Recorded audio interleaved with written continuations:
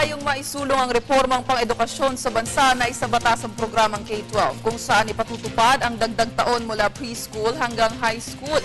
Sa kabila ng mga sinasagawang paghahanda, patuloy pa rin hinahanapan ng solusyon ang mga problemang kasalukuyang hinaharap ng pamunuan ng DepEd. Para sa detalye, balita mo kami Sam Ramirez. Kamakailan lamang ay isinabatas na ni Pangulong Aquino ang Republic Act No. 10533 o ang Enhanced Basic Education Law, mas kilala sa tawag na K-12 Law. Layunin ng batas na iangat ang kalidad ng mga magsisipagtapos ng high school di lamang sa academics kundi pati na din sa skills na maaari nilang magamit sa pag-a-apply sa trabaho kahit hindi pa nakakapagtapos ng kolehiyo.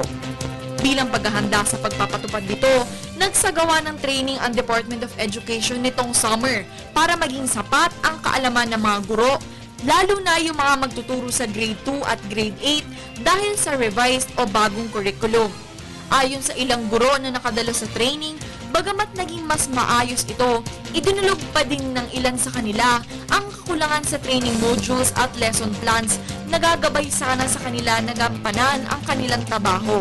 Dagdag pa dito ay hindi pa raw na ipapamigay ang mga learning materials na gagamitin sa grade 2 at grade 8. Siniguro naman ni Education Assistant Secretary Jesus Mateo na makakarating ito bago matapos ang Hulyo. Dagdag pa niya na maraming suliranin ang inaasahan nilang tatambad sa unang taon ng implementasyon ng K-12 law. Ngunit patuloy na naghahanda ang Department of Education upang bigyan ng lunas ang mga ito.